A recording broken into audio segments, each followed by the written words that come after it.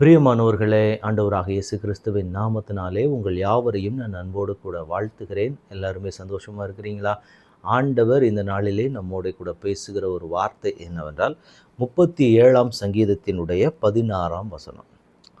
அநேக துன்மார்க்கருக்குள்ள செல்வ திரட்சியை பார்க்கிலும் நீதிமானுக்குள்ள கொஞ்சமே நல்லது. இந்த வார்த்தை கேட்டுக்கொண்டு இருக்கிற எனக்கன்பான தேவனுடைய பிள்ளைகளே, தேவன் நமக்கு ஒரு காரியத்தை இன்றைக்கு சொல்லிக் கொடுக்கிறார். அநேக துன்மார்க்கருக்குள்ள செல்வ திரட்சியை பார்க்கிலும் துன்மார்க்கமாய் வாழுகிற ஒரு வாழ்க்கையிலே வாழுகிற மனிதர்களை நாம் எல்லா இடங்களிலேயும் பார்க்க முடிகிறது.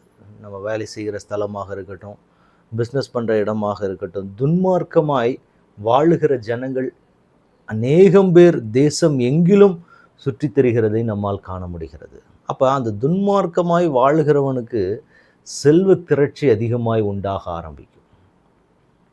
அப்போ ஒரு மனிதனுடைய வாழ்க்கையில் செல்வ திரட்சி அதிகமாகுவதற்கு துன்மார்க்கமான வழியை தெரிந்தெடுக்கிற மனிதர்கள் அநேகர் இருக்கிறாங்க.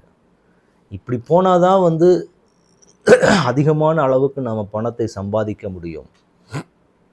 அதுக்குன்னு சில துன்மார்க்கமான சில கிரியைகளை செய்து தன்னை ஒரு துன்மார்க்கத்தின் பாதைக்கு அர்ப்பணித்து கொண்ட மனிதர்கள் அதிகம் உண்டு. இன்றைக்கு நாம் வாழுகிற காலங்களில் அதை அசால்ட்டாக நிறைய பேர் பண்ணுகிறதை நாம் பார்க்குறோம். அப்போ வேதம் நமக்கு என்ன காண்பித்து கொடுக்குது அப்படின்னா, அப்படி துன்மார்க்கமாய் போய் செல்வ திரட்சியுள்ள ஒரு மனுஷனை பார்க்கிலும் நீதிமானாய் கர்த்தருக்கு முன்பதாக உண்மையும் உத்தமம் உள்ளவனாய் நடந்து, என்கிட்ட அந்த அளவுக்கு செல்வ திரட்சி கிடையாது, எனக்கு அதில் கொஞ்சம்தான் என் கையில் இருக்குது அப்படின்னா, நீதிமானுடைய கொஞ்சமே நல்லது.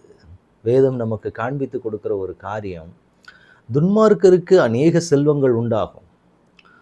தவறான முறையில் பயன்படுத்துகிறவர்கள் உண்டு, சில துன்மார்க்கமான பாதைகளை பார்க்கிறவர்கள் உண்டு. ஸோ இப்படிப்பட்ட மனிதர்கள் அதிகமாக இருக்கிறாங்க. ஆனால் வேதம் நமக்கு காண்பித்து கொடுக்கிறது, நீங்கள் கர்த்தருக்கு முன்பதாக நீதிமானாய் நடந்து, நான் அவங்க செய்கிற மாதிரி துன்மார்க்கமான காரியங்களை எல்லாம் நான் செய்ய போவது கிடையாது. ஏன்னா என் கர்த்தர் என் கூட இருக்கிறார், அவரால் என்னை நடத்த முடியும். அவ்வளோ செல்வ திரட்சி இருந்தால் மட்டும்தான் என் வாழ்க்கை ஆசீர்வாதமாக இருக்கும் என்பதில்லை. என் கர்த்தருக்கு முன்பதாக நான் உண்மையும் உத்தமம் உள்ளவனாய் நான் நடப்பேன் அப்படின்னு சொல்லி நிற்கக்கூடிய அந்த இருதயத்தை தான் தேவன் எதிர்பார்க்கிறார். அந்த துன்மார்க்கருடைய செல்வ திரட்சியை பார்க்கிலும் நீதிமானுடைய அந்த கொஞ்சமே நல்லது என்று வேதம் நமக்கு காண்பிக்கிறது. ஆனால் இந்த உலகம் அதை பார்க்கிற விதம் வித்தியாசமாக இருக்கும். பணம் வைத்திருக்கிறவன் எப்படி பணம் சம்பாதிச்சாலும் சரி, பணம் வைத்திருந்தால் இன்னைக்கு ஒரு அங்கீகாரம் என்பது உண்டு.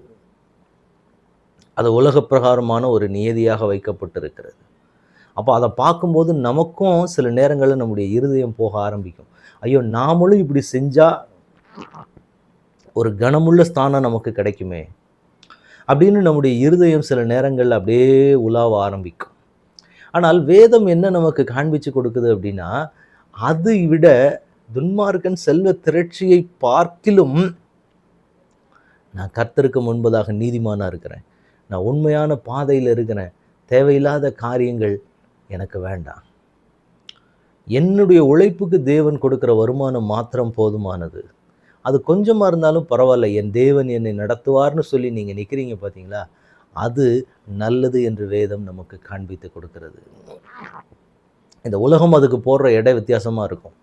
உலகத்துக்கு முன்பாக அப்படிலாம் நம்ம இருந்தோம் அப்படின்னா நம்மளை இந்த உலகம் பிழைக்க தெரியாதவன்னு ஒரு பேர் கொடுக்கும். பரவாயில்ல, இந்த உலகம் அதை சொல்லி கொண்டாலும் பரவாயில்ல. வேதம் என்ன நமக்கு காண்பிச்சு கொடுக்குது அப்படின்னு இன்னொரு காரியம், இந்த துன்மார்க்கமாய் வருகிற எல்லா காரியங்களும் சந்ததிகளுக்கு நிலைத்து நிற்காது. ஒரு குறிப்பிட்ட ஸ்டேஜில் கர்த்தர் அத்தனைக்கும் கணக்கு கேட்பார், ஒன்றுமே இல்லாமல் போய்விடும் அந்த இடத்துல. ஆனால் நீதிமானாய் கர்த்தருக்கு முன்பதாக உண்மையும் உத்தமமாக நீங்கள் நிற்பீங்கன்னா சந்ததி சந்ததியாய் தேவன் அந்த ஆசீர்வாதத்தை பெருக பண்ணுவார். அதுதான் தேவனுடைய நடத்துதல் என்பது. அப்போ இன்றைக்கும் தேவன் உங்களிடத்திலும் என்னிடத்திலும் எதிர்பார்க்கிற ஒரு காரியம், எதிர்பார்க்கிற ஒரு ஆசீர்வாதம் என்னன்னா, ஆண்டவரே, நான் உங்களுக்கு முன்பாக நீதிமானாக நிற்கிறேன், அதனால என் கையில் செல்வ திரட்சி இல்லாமல் இருக்கலாம், ஆனால் நான் கர்த்தருக்கு உண்மையுள்ளவனாக நான் நிற்கிறேனே, அந்த சாட்சி என் வாழ்க்கையில் போதும்னு சொல்லி நிற்கிறவனை தான் தேவன் இன்றைக்கு தேடிக்கொண்டிருக்கிறார். அதில் தான் இன்றைக்கு உங்களையும் எனக்கும் ஆண்டவர் சொல்லுகிறார், துன்மார்க்கருடைய செல்வ திரட்சியை பார்க்கிலும் நீதிமான் எனக்குரிய கொஞ்சம் நல்லது. இன்னைக்கு நான் கொஞ்சம் தான் இருக்குது என்கிட்ட. அவங்க அளவுக்கு செல்வம் இல்லை, அவங்க அளவுக்கு ஆசீர்வாதம் இல்லை, அவங்க அளவுக்கு நன்மை என்கிட்ட கிடையாது. ஆனால் என்கிட்ட இருக்கிறது கொஞ்சம் தான் இருக்குது. ஆனாலும் அது நல்லது. ஆனால் அந்த துன்மார்க்கன் கையில் இருக்கக்கூடிய அந்த செல்வ திரட்சி என்றைக்காவது ஒரு நாள் அவன் கையை விட்டு போகும். ஆனால் நீதிமான் கர்த்தருக்கு முன்பதாக உண்மையும் உத்தமமாய் நின்று, கைகளிலே சுத்தமுள்ளவனாய் நின்று, கர்த்தருக்கு முன்பதாக நான் பிரயாசப்பட்டு சம்பாதித்த அந்த காரியங்கள் ஒரு நாளும் என்னை விட்டு போகாது. அது சந்ததிகளுக்கு ஆசீர்வாதமாய் மாறும், சாபத்தை சேர்க்காது. அது தலைமுறை தலைமுறையாக அந்த ஆசீர்வாதத்தை கொண்டு வரும். இந்த வார்த்தையை கேட்டுக்கொண்டிருக்கிற எனக்கு அன்பான தேவனுடைய பிள்ளைகளே, தேவன் உங்களுக்கும் எனக்கும் சொல்லுகிற காரியம், அவங்க அளவுக்கு எனக்கு வருமானம் இல்லை, அவங்க அளவுக்கு பண வசதி இல்லைன்னு ஆண்டவர் சொல்றார். நீதிமானுக்கு இருக்கிற கொஞ்சமே நல்லது. ஆண்டவர் இன்றைக்கு நமக்கு சொல்றாரு, உங்க இருதயத்தை சோர்ந்து போக விடாதீங்க. ஆண்டவர் என்னை இன்னும் ஆசீர்வதிக்கலை, நான் உண்மை உத்தமமாக நிற்கிறேன்னா நிச்சயமாக ஏற்ற காலத்திலே கர்த்தர் உங்களை கொடுத்து உங்களை மகிழ பண்ணுவார். நம்ம ஜெபிக்கலாமா? தகப்பனே, உம்முடைய கரத்தில் எங்களை ஒப்புக் கொடுக்கிறோம். அப்பா, துன்மார்க்கருக்கு அநேக செல்வங்கள் திரட்சிகள் இருந்தாலும் என் தேவன் எங்களுக்கு கொடுத்திருக்கிற அந்த கொஞ்சமானது எங்களுக்கு நல்லது என்று சொல்லின இருதயத்தை எங்களுக்கு நீங்கள் கொடுத்து வழி நடத்துங்கப்பா.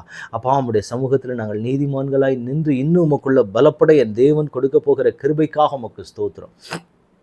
உங்கள் கரத்தில் முழுவதுமாக ஒப்பு கொடுக்கிறோம். ஆளுகை செய்யுங்க, வழி நடத்துங்க. இயேசு கிறிஸ்துவின் நாமத்தில் ஜெபம் கேளும் எங்கள் நல்ல பிதாவே. ஆமேன், ஆமேன், ஆமேன். God bless you.